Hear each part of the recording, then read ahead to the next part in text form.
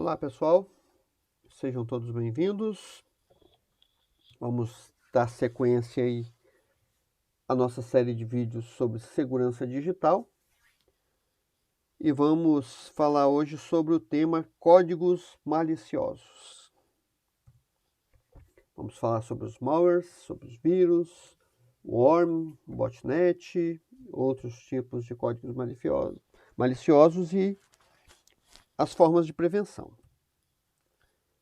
Então, malwares, ou seja, códigos maliciosos, são programas especificamente desenvolvidos para executar ações criminosas dentro do mundo digital. Lembrando, mais uma vez, que eu vou deixar os textos na íntegra aqui para vocês, para pararem os vídeos depois e fazerem as consultas, mas eu vou dar sequência à minha fala independente do texto. Algumas coisas vão estar iguais ao texto, mas outras não. Lembrando também dos créditos aí a CERT, que parte desse material extraído aqui foi de consulta com eles, e são uma referência aí de segurança da informação. Então, se quiserem um material mais robusto, com mais coisas, lá tem muito material, muitas apostilas, vídeos, então vale a pena conferir. Então, como eu disse, eles podem, esses softwares aí, esses códigos maliciosos ou malwares, como queiram chamar, podem comprometer a sua máquina, a sua rede, seu computador, seu celular, tablet, enfim, ou seus dispositivos da sua casa aí, de uma série de formas diferentes, pela exploração de vulnerabilidades, autoexecução de mídias infectadas. O que são mídias infectadas? Pode ser um pendrive, pode ser um bad USB, ou seja, um programa embutido aí num cabo USB, no cabo de carga do seu telefone, no cabo do mouse, do teclado. Enfim, eles podem vir de uma variada forma aí que a gente muitas vezes não espera, mas tem que estar atento a essas coisas. Pela ação direta de algum atacante também, ou quando você clica em algum site, como a gente já falou em alguns vídeos, clica em algum link, ou recebe um e-mail, ou abre um arquivo malicioso, às vezes o gatilho é um clique e ele já dispara. Então, muito cuidado aí. Então, uma vez instalados, os códigos maliciosos podem ter acesso aos dados armazenados no seu computador e fazer uma série de ações, como criptografar, como coletar e enviar para o atacante por e-mail, ou apagar, danificar algum dado. Pode ser uma série de coisas.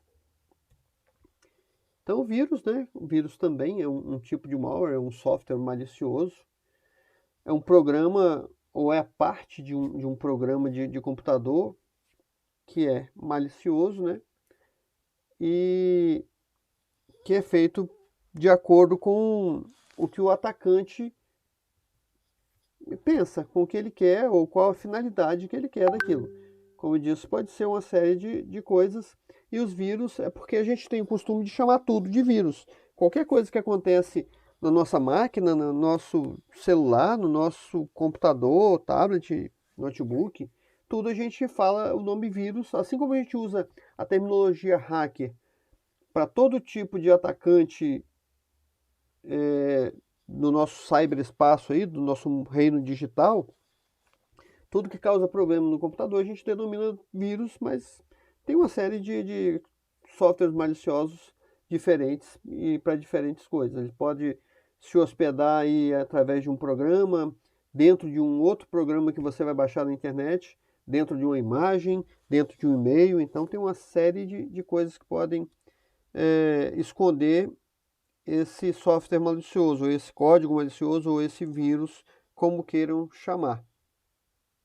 Então, há diferentes tipos de vírus, né, que podem permanecer aí por dias, meses, até anos, e ele executar numa data específica que ele foi projetado para ser executado. São os vírus aí, as bombas relógio, né?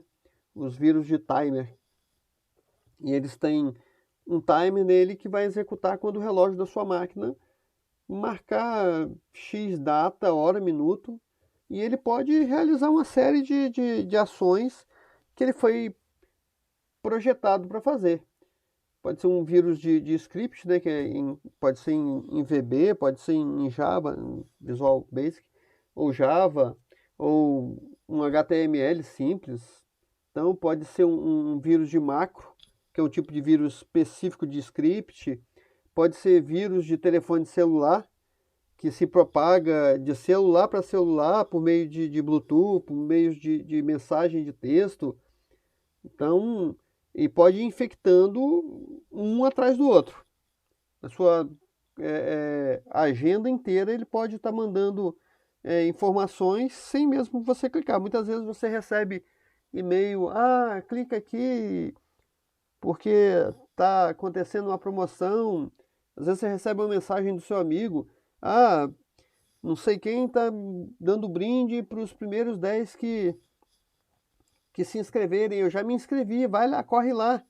Como se fosse o seu amigo mandando a mensagem, quando na verdade é um vírus que enviou e muitas vezes é um phishing para coletar informações.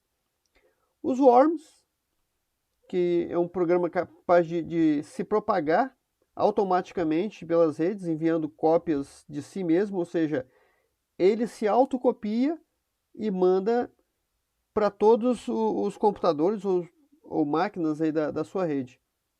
São responsáveis muitas vezes por consumir recursos da sua máquina.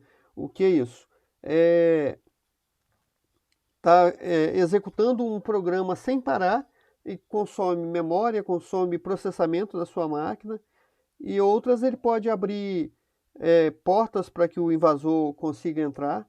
Então tem uma série de ações que esse worm pode estar executando, mas uma das características dele é que ele mesmo se replica e continua na máquina e manda uma réplica dele mesmo para outro lugar, ou muitas vezes ele se replica e se instala em várias partes da sua máquina, em várias pastas, e você pensa que eliminou o vírus, daqui a pouco ele mesmo se propaga novamente. Então, o processo de propagação, ele ocorre ali por infecção de computadores, por envio de cópias. Então ele pode fazer essas cópias e está te mandando sem parar. E isso vai consumir tanto recurso da sua máquina, vai expor vulnerabilidades na sua máquina, pode reiniciar a sua máquina de tempos em tempos, pode apagar suas pastas de imagem, sua pasta de contatos, enfim, pode realizar uma série de ações aí que pode trazer muito transtorno ou até te expor aí no meio digital. O bot ou botnet é um programa que dispõe de mecanismos de comunicação com o invasor e permite que seja controlado remotamente. Possui um processo de infecção e propagação bem parecido ali com o worm, e ele mesmo se replica, né, e se propaga. Então ele pode ali, o computador infectado, ele pode ser a máquina zumbi que vai fazer um ataque de DDoS ou de DOS numa determinada máquina para fazer com que ele negue serviço, se que ela saia do ar, ou em uma série de outros ataques para que o atacante não seja identificado. Então, ele invade essas máquinas, controla elas remotamente através desse software bot ou botnet e ataca de uma única vez para que a empresa atacada, o sistema atacado, ele não saiba de onde realmente esse ataque está vindo. Então, temos aqui as máquinas zumbis, como nós mostramos lá no ataque de DDoS, que elas vão fazer esse tipo de ataque simultâneo para a máquina da vítima. E quando o atacante vai no seu alvo, as outras estão cercando essa vítima, atacando outros sistemas, quando na verdade o alvo do atacante é um só. E fica difícil detectar isso e saber de onde realmente está vindo esse ataque. O spyware, que é um software espião, é um programa aí projetado para monitorar atividades do sistema. Ele pode coletar dados do teclado, digitação do teclado, ele pode tirar prints da sua tela, pode coletar aí o seu microfone, ele pode ligar sozinho o seu microfone, pode ligar sozinho a sua câmera. Então, muito cuidado com esse cara aí, porque se você não tiver um software para detecção desse tipo de vírus, você pode ficar exposto aí na internet aí, e isso fica muito chato. Então, esse spyware também pode ser utilizado de forma legítima, como eu já falei no vídeo anterior, para verificar o que as pessoas estão utilizando nas empresas. Hoje, quando você entra numa empresa e você usa os dispositivos, os equipamentos da empresa, você assina um termo de conduta, você assina um termo de confidencialidade, um termo de uso desses equipamentos, que dá pleno poder à empresa para que ela monitore as suas ações no meio digital, ali através daquelas máquinas que são dela, e você trabalha para ela, tudo que você produz é dela, então ela tem todo o direito de te monitorar. Então ele pode ser usado nesse sentido, de forma legítima, ou pode ser usado de forma ilegal ou maliciosa aí por um atacante para coletar informações suas. Pode ser de teclado, de print de tela, de áudio através do microfone da sua máquina, ou ligando a sua câmera automaticamente. Então, muito cuidado. Esse spyware, ele pode ter alguns nomes diferentes, de acordo com a ação que eles vão executar. Pode ser o keylogger, que é o que eu falei, que capta ou recolhe as teclas digitadas. Então, isso você digita muita senha no teclado, normalmente. Então, ele coleta essas sequências e depois vai fazer os testes com essa sequência. Pode ser o screen logger, que é capaz de armazenar posição do cursor, tirar print da tela, coletar os cliques do mouse. Então pode coletar uma série de informações aí da sua tela para usar de forma maliciosa. O adware, que é projetado especificamente para apresentar propagandas para você, te entregar uma série de propagandas quando você clica em algum site ou algum e-mail infectado, ele vai te colocar uma série de telas, uma atrás do outro. Quando você clica na sua tela, você abre a sua internet e vão abrindo uma série de páginas. Quando você simplesmente liga o seu computador e começa a aparecer uma série de propagandas ou pop-ups ali, você pode estar infectado com um adware. Backdoor, eu falei nela antes, que alguns softwares fazem isso. Backdoor é um programa que permite o retorno de um invasor a um computador comprometido por meio da inclusão de serviços criados ou modificados por esse fim. Como eu disse, na nossa rede é composta aí de portas, e essa porta dos fundos aí, que muitas vezes a gente esquece de monitorar ou de fechar, não tem um firewall bem robusto aí, bem configurado, não, a nossa rede não está bem configurada, bem cercada aí, bem protegida. E esse atacante, através dessas portas, ele faz uma ação de invasão e de acesso remoto através de ferramentas como NetBoost, Sub7, o VNC, o RAdmin e outros aí. Então ele vai controlar a sua máquina de longe, fazer tudo o que ele quiser, porque ele invadiu a sua máquina através dessas backdoors. O Trojan, o cavalo de Troia,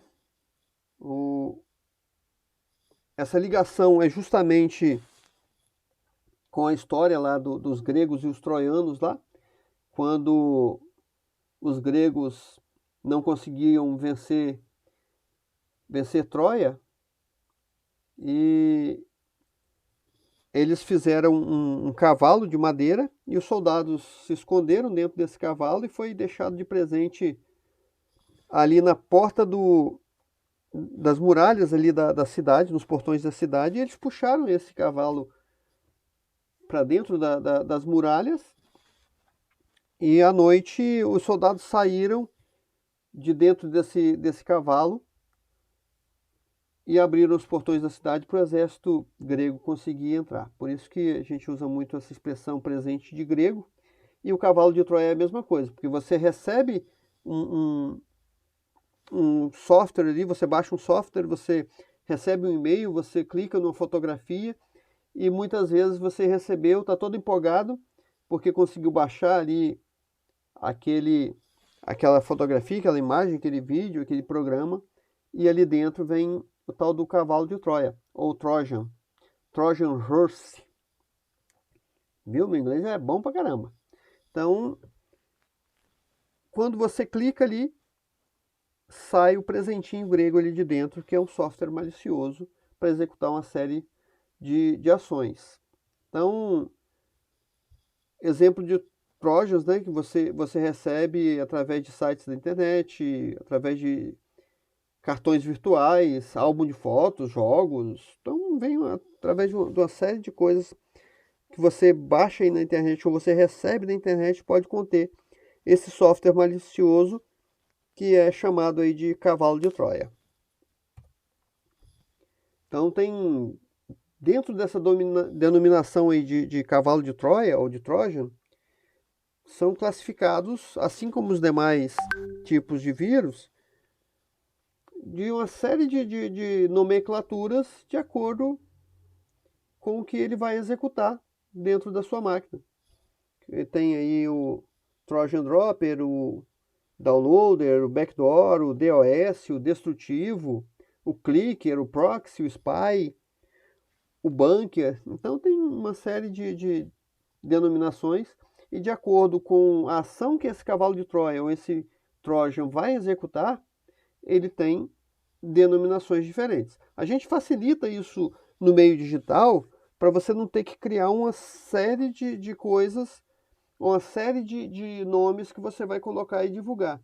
Mas você simplesmente coloca um tipo de software com um nome e de acordo com as ações você deriva aí essa nomenclatura.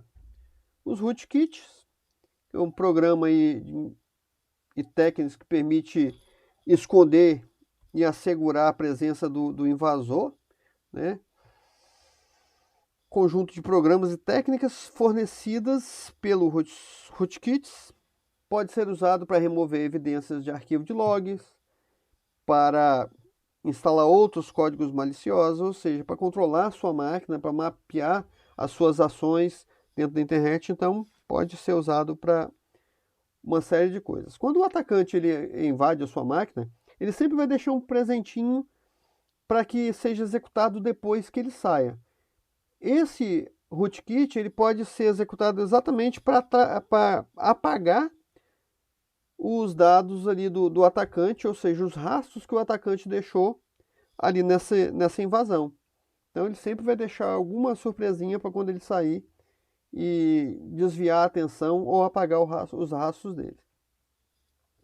Então, os rootkits eram inicialmente usados após invadir os computadores, né, para manter o acesso privilegiado e ele poder voltar quando ele quisesse. E, como eu disse, apagar os dados, apagar os rastros e mais uma série de coisas. As formas de prevenção para manter seu computador livre de ação dos códigos maliciosos. como eu disse, tem uma série de coisas que você pode fazer. Instalar antivírus, instalar anti-malware, anti-spyware, instalar aí o firewall personalizado aí ou na sua empresa. Então, mas tudo isso você tem que manter atualizado, inclusive manter as atualizações do seu sistema operacional. Todas essas ferramentas, se você não tiver uma configuração bem feita ou não manter atualizado, você não vai estar protegido. Não interessa você só instalar e deixar lá, vai proteger por um tempo, enquanto ele estiver com aquela atualização, mas todos os dias, todos os minutos, instantes, tem softwares maliciosos novos e suas ferramentas, elas precisam se atualizar também para conseguirem combater esses novos ataques. Então, resumo aí do comparativo. Cada tipo de código malicioso possui características próprias que definem o seu diferencial dos demais tipos. Então, como eu disse, cada tipo de código malicioso tem a sua especificidade de acordo com as suas ações. Ok?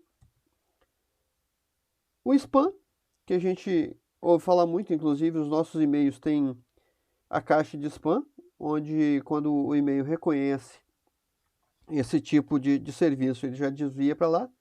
Então, pode perder mensagens importantes, podem conter conteúdos impróprios ou ofensivos, pode gastar tempo desnecessário com o spam recebido, pode atrapalhar o recebimento dos seus e-mails oficiais e legítimos e pode classificar suas informações de forma errada.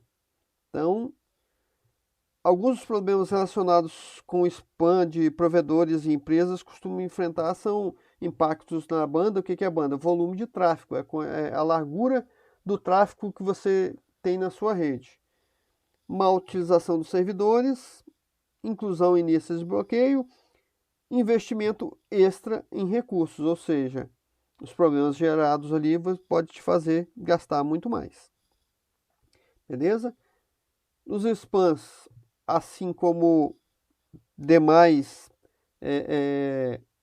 códigos maliciosos ali, pode conter um ataque de dicionário, né? Como eu falei, é o mesmo lá do brute force, que junta uma série de informações aí para atacar a sua máquina.